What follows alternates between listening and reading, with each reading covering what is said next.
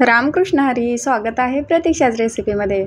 आता आजपासून बघा नवरात्र सुरू झालेलं आहे आणि नवरात्रीचा आज पहिलाच दिवस आहे, त्यामुळे खिचडी खायला काही प्रॉब्लेम नाही आहे, कारण पहिल्या दिवशी एवढा काही कंटाळा येत नाही. बघा आता आपण इथे एक वाटी शाबू घेतलेला आहे. आता तो व्यवस्थित असा धुवून घ्यायचा आणि त्याच्यातलं पूर्ण पाणी काढून घेतलं आणि नंतर त्यामध्ये पाणी टाकून बघा एक साबुदाण्याच्या वरती एक अर्धा इंच पाणी राहील एवढं मी पाणी टाकून ठेवलं होतं. हा बघा एक 4 ते 5 तास व्यवस्थित असा भिजला पाहिजे, तरच आपला साबुदाणा आपली साबुदाण्याची खिचडी जी आहे ती अतिशय मऊ लुसलुशीत आणि सुटसुटीत अशी होते. इथे बघा मी एक साधारण 2 चमचे तूप टाकून घेतलेलं आहे. आता हे तूप व्यवस्थित असं गरम करून घेतलं आणि त्यानंतर बघा शक्यतो हिरवी मिरची आपण जी घालतो ती मिक्सरमध्ये बारीक करून घालायची, जेणेकरून पूर्ण आपण जी खिचडी करणार आहोत त्याला प्रत्येक खिचडीला ते लागलं जातं आणि त्याची चव छान लागते. ते आपला मिरचीचा ठेचा व्यवस्थित असा भाजल्यानंतर मी त्यामध्ये आपले भिजलेला जो साबुदाणा होता तो टाकून घेतलेला आहे. हा आता बघा साबुदाणा जो आहे तो व्यवस्थित असा हलवून घ्यायचा आहे, जेणेकरून जे आपण तूप टाकलेलं आहे ते प्रत्येक साबुदाण्याच्या कणाला लागेल. त्यामुळे काय होतं की आपली जी खिचडी बनणार आहे ती अतिशय अशी सुटसुटीत अशी होते. बघा बऱ्याच जणींचं असं म्हणणं असतं की माझी खिचडी चिकट होते किंवा ती अशी पिटाळ लागते. तर बघा या पद्धतीने तुम्ही नक्की ट्राय करून बघा आणि मला कमेंट करून नक्की सांगा की तुमची साबुदाण्याची खिचडी कशी झाली ते. बघा हे मी 2 ते 2.5 मिनिट व्यवस्थित असं हलवून घेतलेलं आहे आणि चवीनुसार आता यामध्ये आपण मीठ टाकून घेऊया.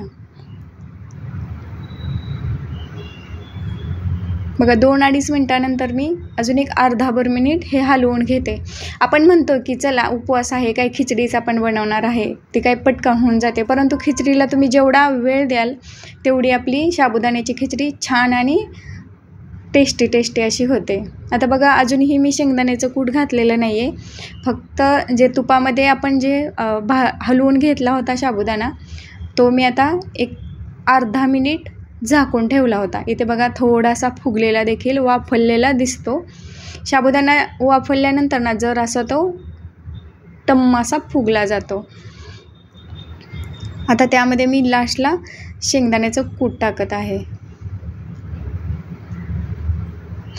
तुमची जर साबुदाणा जर तुमचा 1 वाटी असेल तर त्याला बघा अर्धी वाटी शेंगदाण्याचं कूट टाकायचं. त्या प्रमाणात टाकलं तर त्याची बघा चव ही छान लागते आणि साबुदाण्याची खिचडी देखील खूप छान होते, मऊ सुटसुटीत अशी. आता हे व्यवस्थित असं एक आपण 5 मिनिट साधारण हलवून घ्यायचं, जेणेकरून तो आपला साबुदाणा आहे तो असा छान असा शिजला जातो आणि सर्व बाजूने असा भाजला देखील जातो. आता हे 2 ते 2.5 मिनिट मी हलवल्यानंतर एक ते 1.5 मिनिट झाकून ठेवला. आता 1.5 मिनिटानंतर बघा हा छान असा वाफवलेला आहे, दिसायला देखील खूप सुंदर दिसतोय. बघा कुठेही आपला जो साबुदाणा आहे कुठेही एकमेकांना चिटकलेला नाही आहे, अतिशय सुटसुटीत अशी आपली साबुदाण्याची खिचडी तयार झालेली आहे. चॅनलवर जर नवीन असाल तर नक्की लाईक, शेअर आणि सबस्क्राईब करा आणि कमेंट करून देखील नक्की सांगा.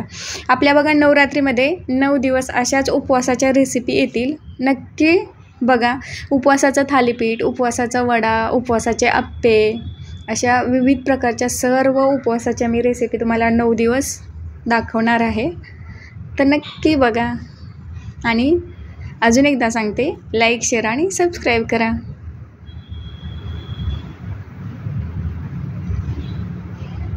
बघा कुठेही आपला साबुदाणा चिटकलेला दिसत नाही, अतिशय सुटसुटीत आणि सॉफ्ट अशी खिचडी झाली.